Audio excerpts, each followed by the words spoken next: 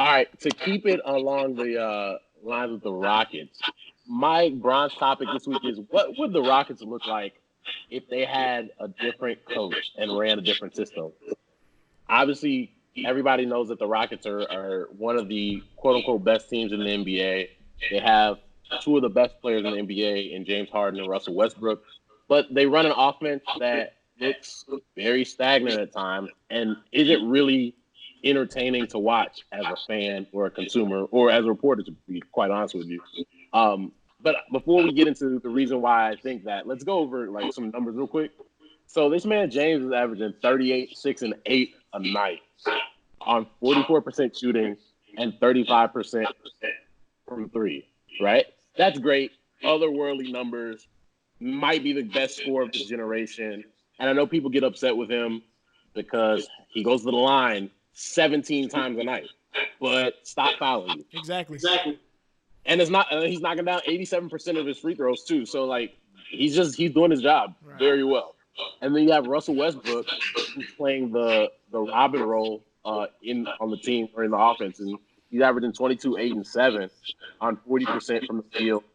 The problem, however, for the Rockets offense, it's built on high percentage shots from three or high percentage shots at the basket. Russell Westbrook is shooting 22% from three. That's not going to get it done.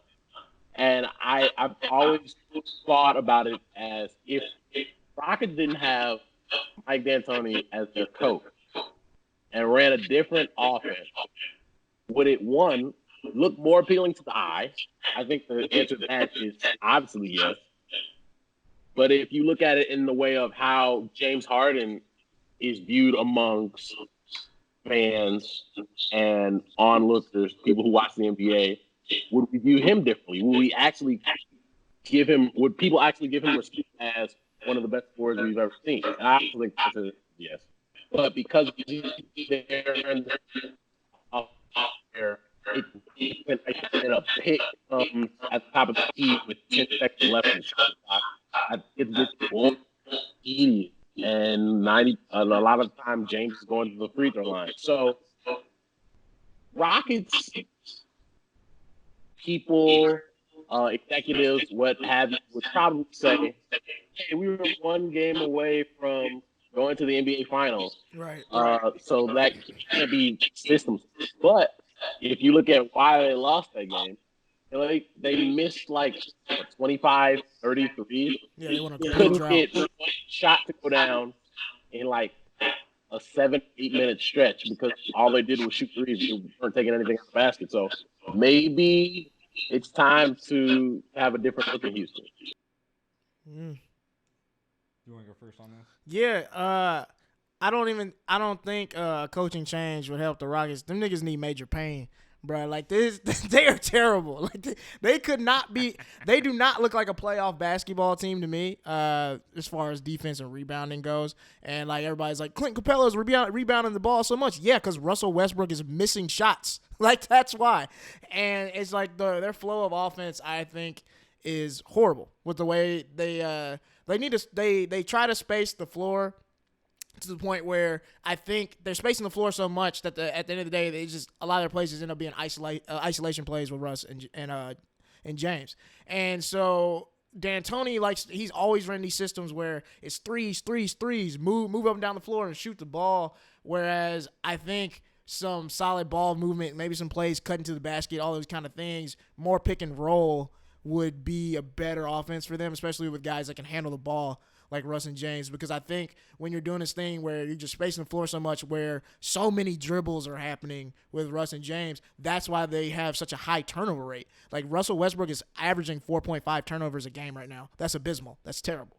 And so when you have things like that, that just turns into points for other teams. And so especially when you play in the West, your point guard is averaging 5 turnovers.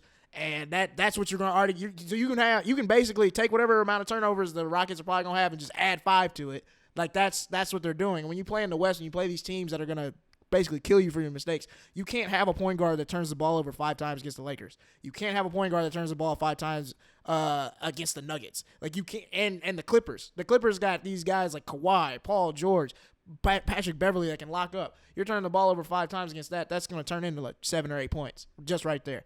And so definitely a coaching change I think would benefit them well. But, I mean, you got to have somebody that can completely change the culture, and I don't see that happening at the All-Star break.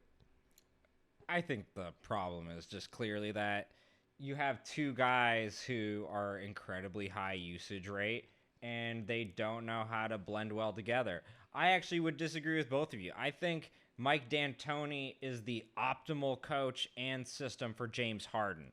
And as soon as James Harden leaves D'Antoni, you're going to see a little bit of a lag in what he's doing right now. Part of the reason why James Harden is at his peak James Harden right now is because he is truly the best player for the Mike D'Antoni system. The stuff we saw in Phoenix, we never realized there was a James Harden coming down the road who could actually play that Phoenix style better than Steve Nash and everybody else.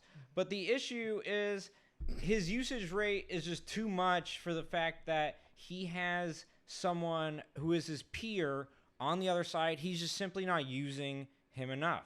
You look at the 50-point game against the Spurs where, they ended up losing in overtime. Yes, he had 50 points. He also had one of the fewest field goals made in the history of all the 50-point games in the history of the NBA. Yes, he went 24 for 24 from the line, and that should be commended, obviously. But he's not the best scorer. He's the best overall scorer. When you think of a scorer, you're thinking of someone like Kobe Bryant, who's making shots that are very high difficulty. James Harden takes step-back threes and efficient layups. He's a very smart player, and part of that is because he has learned this from the D'Antoni system. But he's got to learn that you have someone right in your backcourt who is just as good as you, and you need to give him the ball more. And the reason why Russell Westbrook is 23% from three-point land is because he hasn't had the ball for a while. He has ball withdrawal, and as soon as he gets the ball, he just wants to chuck it. Everyone feels that way on the Rockets when they play with James Harden. And Russell Westbrook, yes, you're getting a little taste of your own medicine for what you did to Kevin Durant and everyone else on the Thunder. But you have to, it is more incumbent on James Harden. You know how good this guy is, Russell Westbrook. You're trying to show him up. You guys are both competing on the same team to have the best stats of the night, whereas you guys need to compete together for the team to have the best stats of the night. And until they come to that point, they're just not going to win. It's not D'Antoni's fault at all. I think if James is on a different team, maybe he averages 5 points less a game. Yeah, that's the thing. And be more efficient, to be honest. Yeah. Because he wouldn't have to handle the ball as much as he's doing. And when he has to handle the ball as much as he is and they're not getting any movement, I think that's a problem. That's all. If you give him a point guard that's not Russell Westbrook, and this is not a knock against Russ. Yeah, he's a great player. I just think what they do, they're saying, James, we don't care how many shots you take. Just shoot the ball and hope if you have a hot night, we'll have a chance to win. You go to the line 20 times, we'll still have a chance to win. So I don't think James wants to have these games where he goes 3 of 22 from 3. Yeah. I don't think any player wants to shoot that many shots, especially when they're not on. But if the offense says shoot the ball that many times, he has to. You're going to do it. So I just don't think the offense – I know analytics are great, and the analytics say 3 is more than 2. Got it. But I think there's a more efficient way to get it done than they're doing it. Because there's a lot of teams around the NBA that are pro analytics, pro 3, and all that. It just looks way better than the Rockets are doing. Yeah. And granted, they're still winning games because they just have more superior talent than other teams. That's gonna stop in the if they want playoffs. to go and win a title, I don't think it's gonna get it done. They're gonna get beat in the first round just by somebody who plays defense. Like that, you can't do that. You shouldn't have any player shooting 22 threes. That's just not a system that is built to win. Especially if they only made 2 or 3 of them. Exactly. I just think James Harden relies too much on the foul call in that game against the Spurs. He was trying to get the foul, and he didn't get the foul. He ended up missing the layup, and that was the game. Yeah. P.J. Tucker was wide open in the corner. Yep. Wide open. But even P.J. Tucker knows I'm not getting the ball. Right. I'm just standing here so I don't get screamed at when we review the game tape. Yeah. But I'm not going to get the ball here, and that's the issue. Everyone on the court knew that, and that's why they play that way. And in the end, if James Harden was playing in another era, he wouldn't be nearly as effective because the refs wouldn't placate to his style and give him all these foul calls. It's just he's in a perfect era and in a perfect system to do what he does, but there comes a limit to how much you can abuse the system and get all these calls. True. Russ, what's your silver?